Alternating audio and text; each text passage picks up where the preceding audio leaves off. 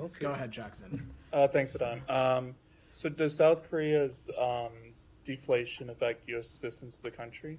Sorry, can you repeat that? Does what's happening in South Korea, does it affect U.S. assistance to the country? So, as I said a number of times at this point, our alliance with the ROK is ironclad. Our partnership to the ROK, we remain committed to that.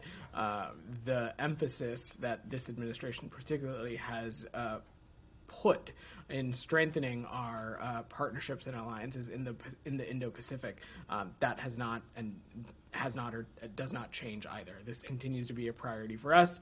On this specific situation, as I said, we are monitoring the situation. We continue to have grave concerns over some of these developments, but ultimately it's our hope and expectation that this is resolved peacefully and in accordance with the rule of law. And will the martial law matter affect the fact that the ROK falls under our nuclear umbrella?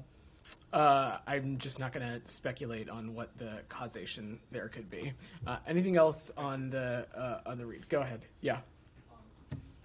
This is one of the hypothetical situations, but if this martial law situation continues and is not does not ends like quickly, then do you think that this will affect coordination between the two allies on North Korea and other issues?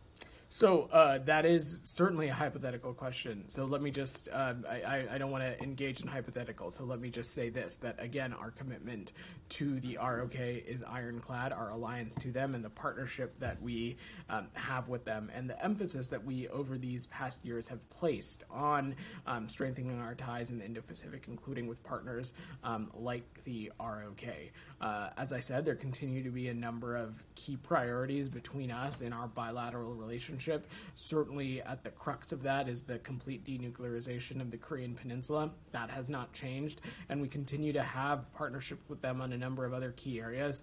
I do not expect, I don't have anything to preview on how that may or may not change. What we're focused on right now is continuing to gather the facts, monitor the situations on the ground, and expect that this to be fully resolved peacefully and consistent with the rule of law. Go ahead.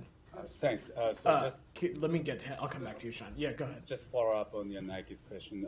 You said that you had no threat assessment. So you don't see any changes of North Korean forces posture in the last few hours? I wouldn't speak to that kind of assessment from up here. Sean, go ahead. Just briefly, follow up on the previous question. Yeah. South Korea, obviously, in recent weeks has been speaking a lot with Ukraine about arms in light of the situation with the North Korean troops. I mean, obviously, it's just been a few hours, but is it the U.S. assumption that that type of dialogue can continue between Ukraine and South Korea, or is this going to be... I mean, Sean, I think you kind of answered your own question. This being just a couple of hours old, I'm not going to draw any conclusions as it relates to broader foreign policy implications on this incident. Yeah. Leah, go ahead in the back. Yeah.